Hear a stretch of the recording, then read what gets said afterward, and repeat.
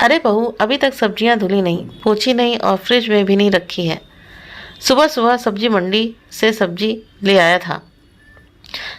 9 बजने को है और फ्रिज में सफाई कब करोगी? खाना बच जाता है तो कम बनाया करो। ये अरबी की सब्जी परसों की है ना, कल ही ख़त्म करनी चाहिए थी। चंद्र प्रकाश दीक्षित जी फ्रिज खोले खड़े थे। कमरे में 2 साल की मीठी को संभालते हुए शुभांगी एकदम से घबरा गई। सुबह से काम में लगी हुई थी, अब मीठी उठ गई तो उसके साथ भी लगना होता है, तो सब्जियां रखने का समय ही नहीं मिला। और ससुर जी भी तभी फ्रिज खोलते हैं या उसी काम को देखते हैं जो अधूरा रहता है। शुभांगी ने मन ही मन सोचा, अरे भाभी, दही रात भर से बाहर ही रखा है, खट्टा हो जाएगा। कढ़ी बना लेना, देखा ही नहीं आपने?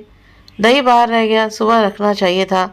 देवर मयंक की आवाज़ आई, ओहो शुभांगी, तुमने प्रेस के कपड़े भी नहीं रखे। मेरी नीली शर्ट कहाँ है? अलमारी कितनी बिखरी हुई है, करती क्या हो तुम? पति राघव की आवाज़ आई, हाँ जी। शुभांगी ने अपना सिर पकड़ लिया, हे प्रभु, कैसा ससुराल मिला है मुझे। एक सास कम थी जो 3 एक्स्ट्रा पावरफुल सास भी दे दी मुझे। ये है उच्च मध्यम वर्गीय दीक्षित परिवार की बड़ी बहू शुभांगी। विवाह को 3 वर्ष हुए। एक 2 वर्षीय बेटी मीठी की जिम्मेदारी के साथ साथ पूरे घर की जिम्मेदारी भी संभालनी है। सासू जी तो वैसी ही हैं जैसी सबकी होती हैं, पर यहाँ सबसे बड़ी परेशानी घर के पुरुषों की है।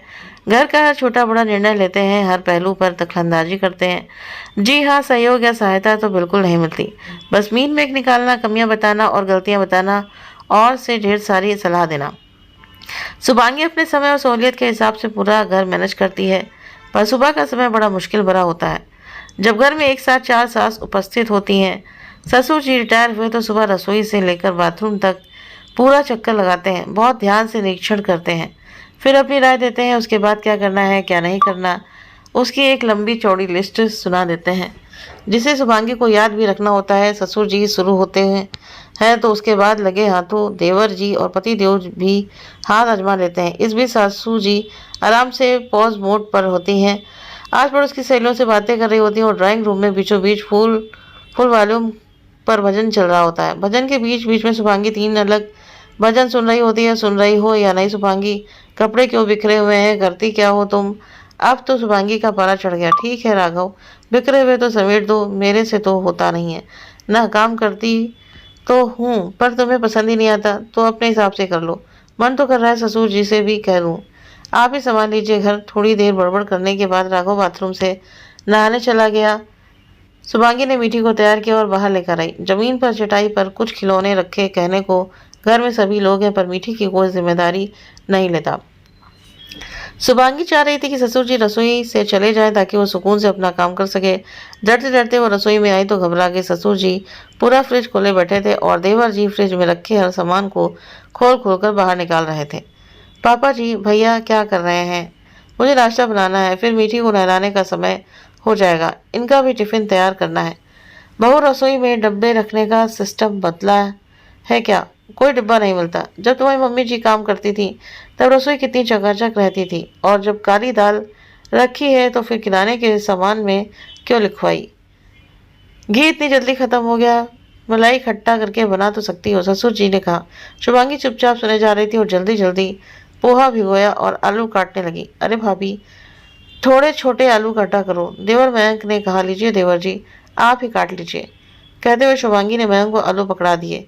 बहू, ये क्या बदतमीजी है, इस तरह बोलते हैं? अरे तुम्हारी गलती बता रहे हैं, तभी तो तुम सुधार कर पाओगी।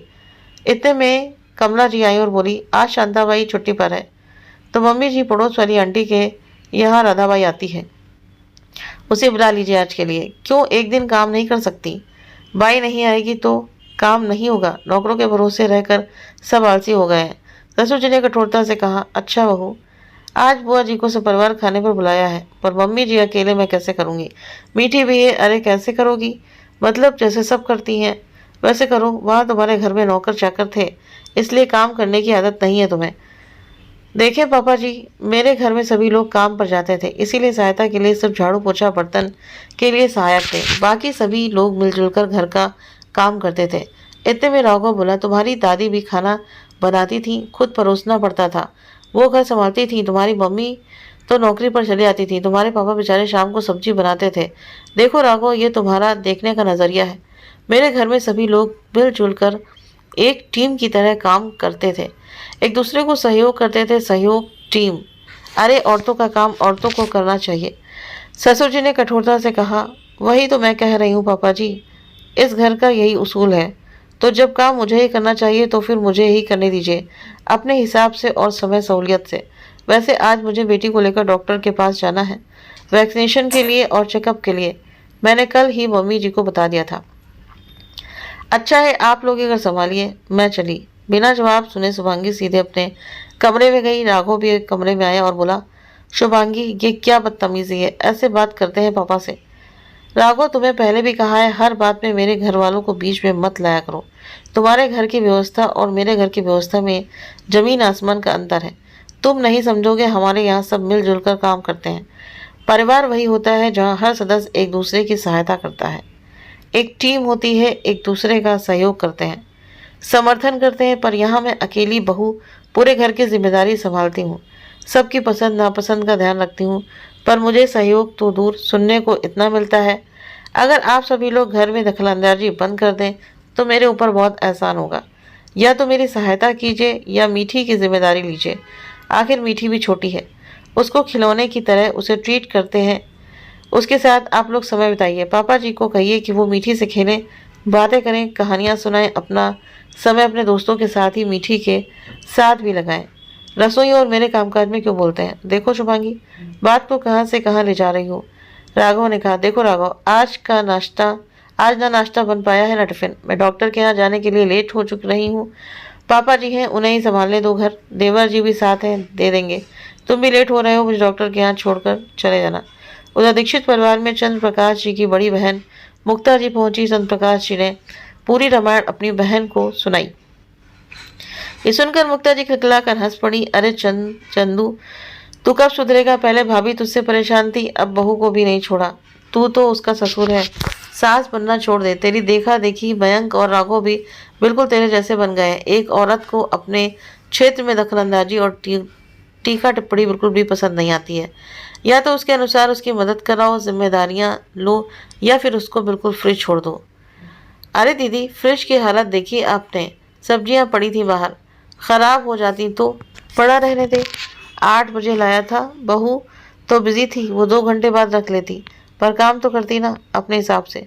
अब तेरे हिसाब से यदि रखना है तो बुआ दही रात भर से बाहर पड़ा है, भाभी ने अंदर नहीं रखा, खट्टा हो गया। वो तो मैंने कहा कि कढ़ी बनाना, मयंक ने गर्व से बताया। मयंक, ज़्यादा बड़बोला मत बन, भाभी है वो तेरी। इस तरह का व्यवहार करेगा तो तेरी बीवी से रोजाना मार खाएगा। दही बाहर पड़ा था, देखा ना तूने? तो तू रख देता। भाभी को बताना मतलब तू उसकी गलती निकाल रहा है। कितना बुरा लगा होगा उसे। तू उससे छोटा है तो उसे कढ़ी बना लेना ऑर्डर देगा तू। ऐसे भी तो कह सकता है, भाभी समय मिले तो कढ़ी बना लीजिएगा। अब क्या बनाना है क्या नहीं, इसका फैसला शुभांगी पर छोड़ दो। इतने नखरे क्यों करते हो? अगर आज कमला या शुभांगी तुम्हारी दुकान पर आकर टीका टिप्पणी करें, गलतियां बताएं, तुम्हारे आसपास घूमते रहें तो तुम्हें कैसा लगेगा? ये सुनकर चंद्र प्रकाश जी और मयंक चुप हो गए। चलो राघव की क्लास तो शाम को लूंगी। उसे समझाया था मैंने कि मदद किया कर, फालतू बोला मत कर। अब उसके पास एक बच्चे की जिम्मेदारी भी है, बेटी के साथ समय बिताओ। और मयंक, तू भी घर के काम काज सीख ले तो खुश रहेगा। घर गृहस्थी की जिम्मेदारी पति पत्नी दोनों मिलकर उठाते हैं, नहीं तो पत्नी ये कहकर चली जाएगी कि ससुर जी संभालो घर, मैं चली। उधर शुभांगी परेशान होकर अपनी सहेली के घर गई। शाम को जब लौटी तो घर की काया ही पलट गई थी। रसोई से पकवानों की खुशबू आ रही थी। मुक्ता जी और कमला जी खाना बना रही थी। ससुर जी और मयंक टेबल पर जमा रहे थे। अरे बहू आ गई, जाओ फ्रेश हो जाओ, हमें मीठी को दे दो, हम संभाल लेंगे उसे। जी ससुर जी, आप ही संभालिए। ऐसे कहते हुए शुभांगी अपने कमरे में आ गई। वो समझ गई थी कि ये सब मुक्ता बुआ का ही जादू है। मन ही मन बुआ को धन्यवाद दिया। मुक्ता वो दूसरे शहर में रहती थी, कभी कभार आती थी, पर आज शुभांगी ने शायद कुछ ज़्यादा ही सबको सुना दिया था। इसकी शिकायत सबने मुक्ता बुआ से की थी और मुक्ता बुआ ने यह रास्ता सुझाया था। दोस्तों, घर में कई बार पुरुष लोग बेवजह की दखलंदाजी करते हैं, गलतियां निकालते हैं, कमियां बताते हैं। इससे बेहतर है घर में सहायता करवाइए, अपना काम खुद कीजिए। इससे बेवजह के तनाव और परेशानी से निजात मिलेगी। आपको क्या लगता है, क्या आपको भी ऐसी परिस्थितियों का सामना करना पड़ता है जब घर के पुरुष आपके कामकाज और काम करने के तरीके में दखलंदाजी करते हैं, कमियां निकालते हैं? तो फिर आपको कैसा लगता है? तो प्लीज़ कमेंट करके ज़रूर बताएं। कहानी अच्छी लगी हो तो वीडियो को लाइक, शेयर, सब्सक्राइब करना ना भूलें। मिलते हैं आप सभी से नेक्स्ट वीडियो में नई कहानी के साथ में। Thank you.